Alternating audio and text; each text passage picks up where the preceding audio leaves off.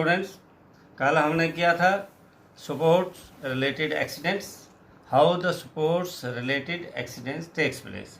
अगर हमें काजेज पता चल जाएगा कि खेल कूद के दौरान अक्सर चोट किन कारण से लगती है, तो मैंने डिटेल में रिवीजन के तौर पे आपको बता दिया था कि खेल कूद में जो चोट लगती है उसके दो फैक्टर्स होते हैं, intrinsic factor and extrinsic factor.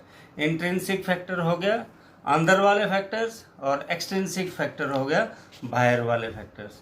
अब अंदर वाले फैक्टर्स का मतलब क्या हुआ, ये नहीं है कि कमरे के अंदर वाले फैक्टर्स, यहाँ पर है जो हमारे बॉडी के साथ जुड़े हुए हैं, जैसे हमारा कोई अंग काम नहीं कर रहा है, जैसे हमें कोई टेंशन है, जैसे हम मोटिवेटेड नहीं हैं, जैसे हमने कोई वार्म अप नहीं किया है, जैसे हमें कोई जो है रूल्स को एक्सेप्ट ना करते हुए तो रफ गेम खेल दी वगैरह वगैरह। एक्सट्रिंसिक फैक्टर्स में आते हैं ग्राउंड कैसा था, कोचिंग कैसी आपको मिली है, उसका ऑफिशिएटिंग कैसी हो रही है, एनवायरनमेंट कैसा है। These are external factors. तो दो ही फैक्टर्स हैं मेन जिनके कारण चोट लगती है।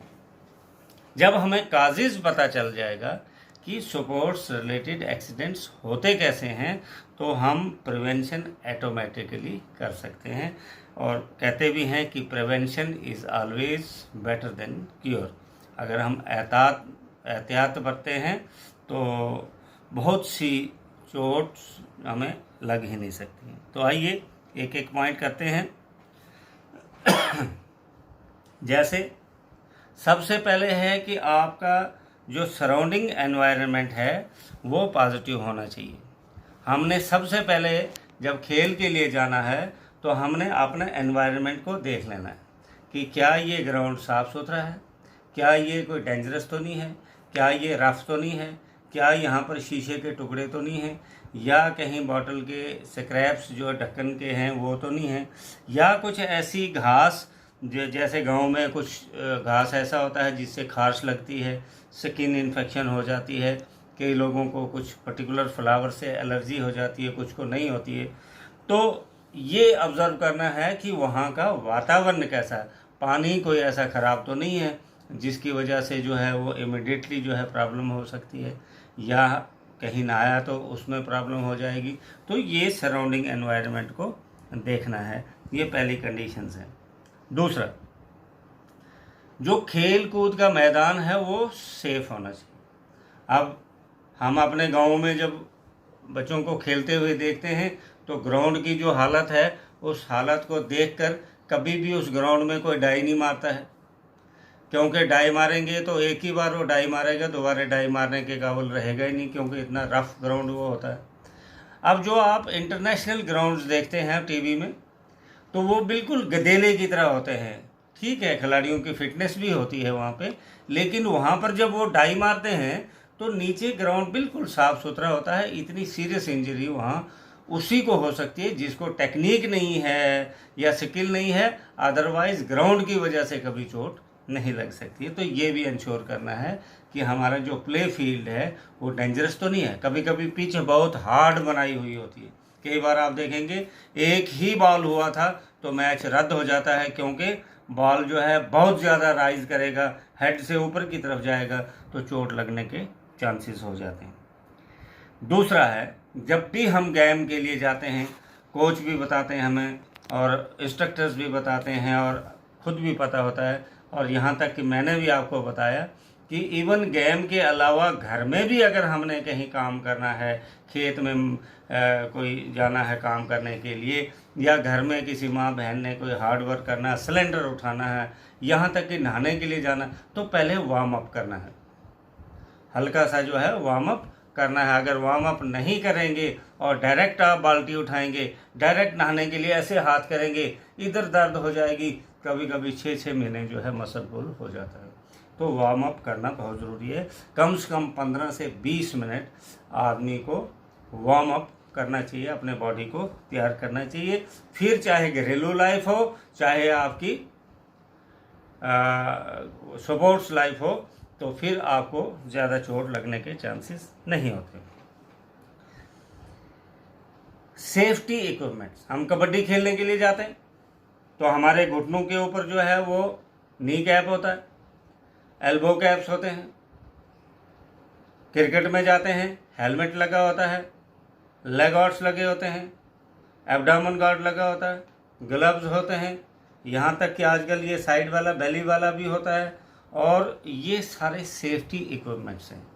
कीपर जो है उसको लेग गार्ड्स लगे होते हैं, ग्लव्स लगे होते हैं, हेलमेट लगा होता है, बैट्समैन को होता ही होता है। तो यहाँ से उसकी सेफ्टी होती है। तो डिफरेंट गेम्स के फेंसिंग है उसमें चेस्ट पर भी होता है। इसी तरह बॉक्सिंग है, बॉक्सिंग में आप देखते हैं कि आर्टिफिशियल बाहर से वो टीथ भी लगाते हैं उसको, क्योंकि बॉक्सिंग में जब उसने पंच मारना है तो दांत टूट सकते हैं उसके, तो वहाँ पर सारी सेफ्टी की जाती है। तो सेफ्टी इक्विपमेंट्स प्रॉपर होने चाहिए। ये नहीं है कि हमने लगा दिया, कल भी मैंने आपको बताया था कि वो हेलमेट जो है उस स्टैंडर्ड का होना चाहिए। आपने खाली सर पे कैप की तरह लगा दिया और छोटा सा किसी ने मुक्का मारा तो कैप जो हेलमेट टूट गया, तो उसका कोई फ़ायदा नहीं। Fitness is very important. वो कोच पर डिपेंड करता है और आपकी ट्रेनिंग पर डिपेंड करता है। आपने खुद देखना है कि मैं कितना फिट हूँ। इसीलिए आजकल किसी भी गेम में जब जाते हैं तो जो कमेटी है, टेक्निकल कमेटी, जो डॉक्टर है वो डिसाइड करता है कि ये खेलेगा कि नहीं खेलेगा। जबकि खिलाड़ी कहता है मैं खेलूँगा, लेकिन उसके कुछ टेस्ट लिए जाते हैं, उसके कुछ एक्टिविटीज़ करवाई जाती हैं, वहाँ से डॉक्टर जो है डिटेक्ट कर लेता है कि ये अभी पूरी तरह से फिज़िकली फिट नहीं है। जब उसके all parts of the body, weather internal हैं या एक्सटर्नल हैं, वो प्रॉपर तरीके से काम कर रहे हैं, वो मेंटली फिज़िकली हर तरह से वो फिट हो, तो हम कहेंगे उसकी प्रॉपर फिटनेस है। तो फिर चोट लगने के चांसेस कम हो जाते हैं। ऑफिशिएटिंग जो रेफरी हैं, अंपायर हैं, अगर वो गलत डिसीजन देंगे, गलत ऑफिशिएटिंग कर रहे हैं, तब भी चोट लग सकती है। इसलिए ऑफिशिएटिंग जो है बिल्कुल फेयर होनी चाहिए।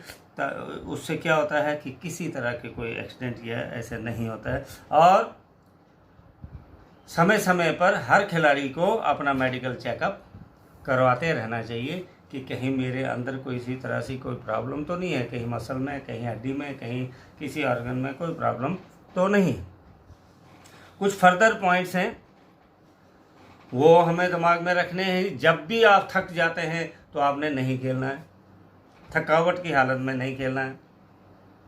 खेल कूद के जो रूल्स हैं उनको एक्सेप्ट करना है। आपका जो वेयरिंग है, जैसे कपड़े लगा रहे हैं, बूट लगा रहे हैं, ड्रेसेस लगा रहे हैं, ये प्रॉपर होना चाहिए। आपका वार्म अप जो है वो प्रॉपर होना चाहिए। आपके पास फर्स्ट एड की किट होनी चाहिए कि छोटी मोटी चोट लग जाती है तो आप स्वयं कर सकें। और slow and steady wins the race.